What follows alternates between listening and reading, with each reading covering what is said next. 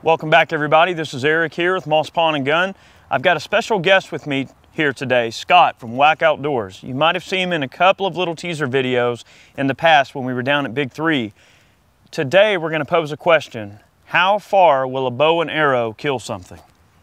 So that's what we do these how far videos, and the way that we put them together is we start at a distance that the device will commonly cause a lethal wound. So like with handguns, we'll shoot a piece of ballistics gel relatively close at a typical combat range so you can see kind of what the gun is designed to do. But in this case, we're using a bow. All right, so explain the rig we're using here and the types of arrows so our audience can kind of know what's going on. Sure.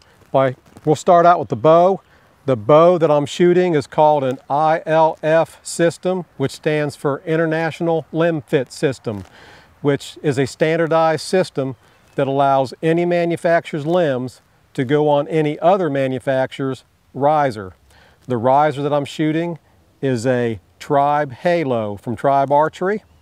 The limbs that I'm using are Tradtech limbs. Tradtech's in Lancaster, Pennsylvania. John Wirt, those folks. But this is the combination that I'm shooting. It's not a tremendously powerful bow. This bow is pulling about 40 pounds at my draw weight. And I like to show the efficiency of the weapon, not necessarily reliant on the power. I'd like to demonstrate and show that a well-tuned bow with a properly designed arrow and broadhead will get the penetration and do what it needs to do to be successful as a hunting implement. Thank you, Scott. Now, let me ask this. With these bows and everything, you got a 40-pound draw weight and everything. Have you ever shot ballistics gel with an arrow? I have never shot ballistics gel with an arrow. Okay, so just so you guys know, there's a lot of different points that you put on arrows and everything. What I'm holding here is called a field tip. And this is generally what you're going to use for practice. You know, anytime you're just out practicing, playing around in the yard, you're going to use these because, you know, they're cheap and inexpensive. Let's say you break one, it's easy to just swap them out. But what we want to do when we're showing lethality, we're going to use a broadhead. Correct. So explain this broadhead. Yeah, and I will point out with the field points, the other factor with the field point is it does the minimal amount of damage to your target. Okay, so for plinking, you're not wrecking your targets. Okay. But with the broadheads, and I would like to add quickly that I did not bring any specialized gear. This is the gear that I'm hunting with currently. And the arrows in my hand are arrows that I've shot and killed wild hogs with and cleaned up, resharpened. We're good to go again. This is a Grizzly single beveled broadhead, which means that the bevel's on one side of the blade, not both. Just like a kitchen knife or a butter knife that walks through butter with a curve when you press through it. That's what this does, breaking through bone, flesh, whatever, shooting a game animal. It does a rotation that by pressure fractures bone, lets the shaft pass through. So that's what we're using, and that's what's the most effective, particularly on large game when you're using lighter poundage bows. Okay. Well, you know, I'm dying to know. I want to see what this broadhead is going to do, this ballistics gel. So the distance that we're from this ballistics gel right now is about the same type of distance you'd probably experience in a hunting situation. You know, Scott was telling me the last few days we've been talking about it, and most of your hunting situations, you're what, 10 yards away, if that? 10 yards. We're talking 25 to 35 feet. All right, so this is a typical hunting situation we're going to present here with the ballistics gel. Then we're going to break out ballistics bob, and we're going to break off a little distance and lob some arrows in and see if we can connect. Correct. All right, well, let's set it up. Let's sure. do it. Awesome. All right, so what we have here is a Tribe riser and some Tradtech limbs. I got an Easton aluminum arrow with a Grizzly broadhead on it. My total arrow weight is around 600 grains. So we're going to shoot this into the ballistic gel and see what happens.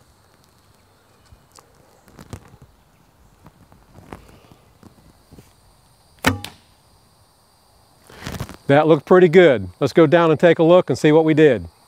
All right, guys, here's our baseline with the arrow. We got about 5.5 inches of penetration. Now, I know a lot of you guys are probably thinking, well, that's not very impressive. Scott here was providing a little bit of wisdom about his hunting experiences with these things. Now, what kind of penetration would you get on, say, a live wild boar or hog or something? As a point of reference, there's no way that ballistic gel as a medium is the same as shooting a live animal. It's a real tacky, grippy material, and it's literally, you know, gripping the shaft as it penetrates. And I realize the results aren't real impressive. Real life results are better. I've shot 5 hogs since the first of the year that averaged 150 pounds apiece with this equipment. I got pass-throughs on 2 of them. The other 3, I got an average of 16 inches of penetration. They were all successful kills with a quick recovery. So for what that's worth, and again, we're not shooting a 60-pound bow. We are, at least I made the decision on purpose to shoot a 40-pound bow, which is considered the minimum hunting weight bow. And even though it doesn't correlate dramatically in ballistic gel, I've successfully harvested 5 hogs with it in the last 6 months. So it's most definitely a deadly combination. So let's give you guys an idea. You've got a 600 grain arrow traveling at about 150 feet per second, okay? Which is slow by today's standards. It's certainly slow, okay. But with traditional equipment like I use, that's reality. But you got a nice looking wound channel there, 5.5 inches of penetration. So this is our baseline, guys. Now this is 5.5 inches. We're gonna back off and we're gonna lob some arrows into ballistic bob to see what the penetration is gonna be at longer distances. Now, we can assume that if this arrow penetrates 5 inches, 5.5 inches at 80, 90 yards, and if it's still carrying that kinetic energy to push on through the target, correct, then we can assume that the damage is identical. So just like we do in the firearms related, how far testing, we're gonna do the same thing with the arrows. So let's set up ballistics, Bob, sure, and back off a little bit. Great. Let's do it. Do it. All right, we have backed up to 25 yards, which is the outer limits of any responsible bow hunting shot. And we have a clear ballistics torso, 25 yards, same grizzly broadhead. We're gonna let one fly and see how we do.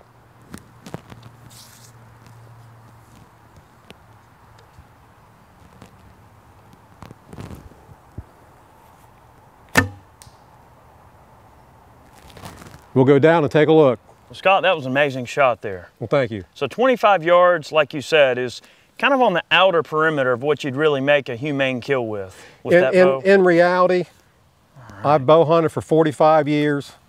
I've shot over 100 game animals with traditional archery equipment. And at 40, 45, 50 pounds, we're talking a 12, 14, 16 yard shot is the max of what I ever do. My average shot on a game animal is 12 to 14 yards. 5 inches penetration.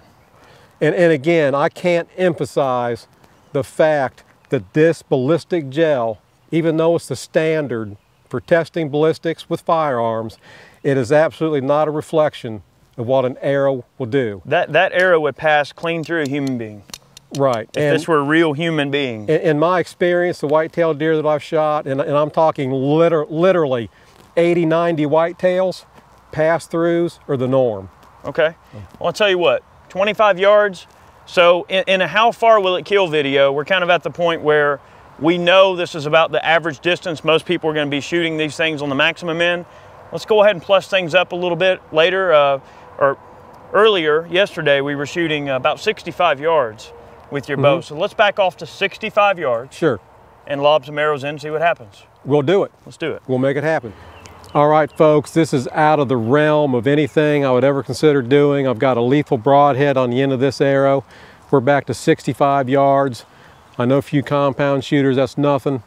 For a 40-pound longbow with heavy arrows, this is literally the arc is, it's probably 40 feet in the air between here and the target. And I'm gonna try to drop this broadhead down on this clear ballistic torso bob and see what happens.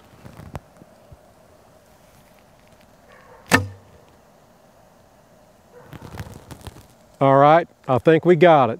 We're gonna walk down range and take a look. Scott, amazing shooting, man. Thank you. That's awesome. There's one thing that I want to note here in my somewhat unprofessional opinion. This is just something I want to, kind of point out here is that, guys, back in the day when medieval archers were firing volleys of arrows at long range, at maximum trajectory with, 120 to 160 pound longbows, okay? At least 80. At least 80. So you figure, these high strength, high tensile longbows that require a lot of strength to pull back, Guys, this arrow was launched from 65 yards with a little 40-pound draw. So that's just really awesome. Let's pull this out of here and check it out. All right, so definitely limited on the penetration, but we're looking at 4.5. About 4. About 4 inches. So you only lost about 1 inch of penetration for all that extra yardage. So what we'll do now is we'll back off to about 100 yards.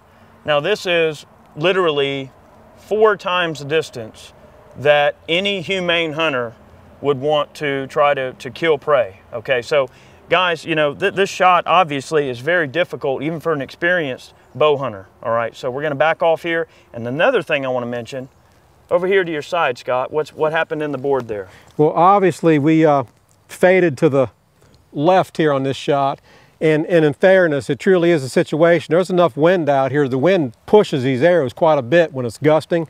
Yeah. But we hit the 2x4 and we penetrated the 2x4 probably 1 inch, because these broadheads are 3 inches long, and it'll take some doing to get it out. All right, guys, so going back to our old standard when we used to do, you know, the other ballistics testings where we were shooting through 1/2-inch pine boards. So guys, that arrowhead from 65 yards penetrated almost halfway through that 2x4. So what does that tell you right there? That alone can cause a lethal wound just from penetrating that pine board. So that's interesting that he hit the board and the ballistics gel. That gives us some good data to go on. So let's back off to 100. I'm ready to see this happen. Okay, we'll do it. Let's do it. All right, we made a solid hit on ballistic bob at 65 yards with a broadhead. We've now moved back to 100 yards and we're gonna see what happens.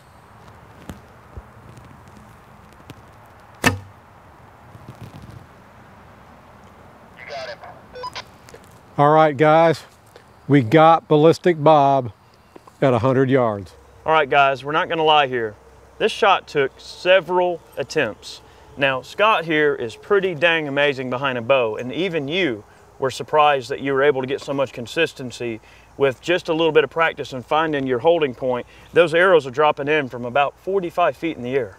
I think a realistic explanation, I was shooting a 4-foot group at 100 yards, but that was allowing arrows to rain all around Bob without contacting him. And we finally got good light and the wind right and dropped one in. The wind drift was a factor that no one could really see on video, but behind the bow, watching the arrows, the wind drift was varying a foot left or right every other shot. I've learned a lot from this video, guys. I hope you guys have too. I mean, I think 100 yards is probably going to be about the maximum. And one thing that I would just say, I'm kind of a layman when it comes to archery. I'm no archery expert. That's why I have an archery guy with me here who is obviously an expert. He knows his way around a bow, as you can see. But from my perspective, bows have different power levels. So, I mean, if you have a bow with a really heavy draw that can really get that extra energy factor, well then yeah, just like a firearm where you've got a cartridge with more powder, longer barrel, you're going to get that round to have a flatter trajectory and to go in and get to your target like you want it to. Bows are no different. With this 40-pound bow, I would surmise to say that that's 100 yards, that's kind of like shooting to the moon. And in fairness, I do hunt with heavier bows. I like 48 to 52 pounds as a preferred hunting weight, but I run an archery boot camp.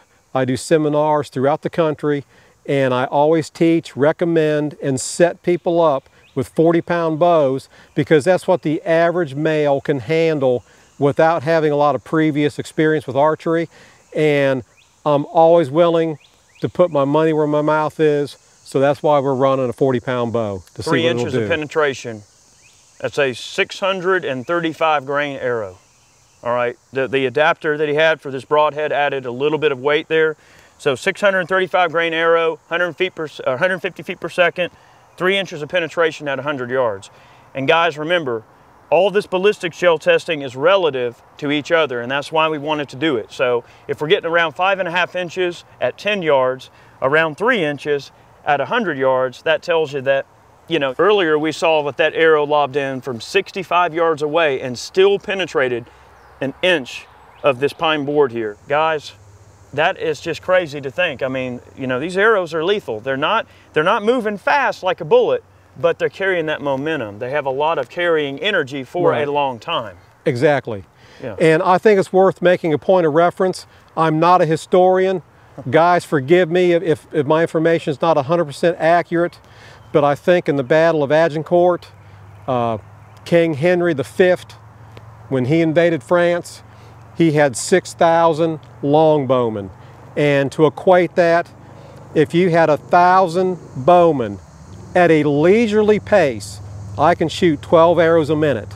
So 1,000 bowmen at 12 arrows a minute, that is 200 arrows a second raining down on an opposing force, and that's some serious suppressive fire. So the point is, and historically, when you had bowmen firing volleys from long distance and everything, you know, those distances could include distances up to 200-300 meters. Correct. With a very strong bow and maybe a certain weight arrow, whatever they Correct. had. But the whole theory there is that you've got that volume of fire, you know, just raining down on the enemy. It had to have been a scary situation to be in a battle and be an infantry guy on the ground and Right. know that your bowmen are just raining down on you. And again, that's not the purpose of this video, but they were very adept at strategically placing bowmen so that when they had to raise their shields to shield from an overhead volley, there were closer men shooting at them horizontally. And they're exposed. And when we tried to cover this one, arrows were raining down from the top. I mean, literally, it is fair to say that the history of archery is the history of mankind. And that Fred Bear is the man that said that, not an exact quote, but the longbow won the day and carried the battle throughout Europe for hundreds of years. Oh yeah, no doubt.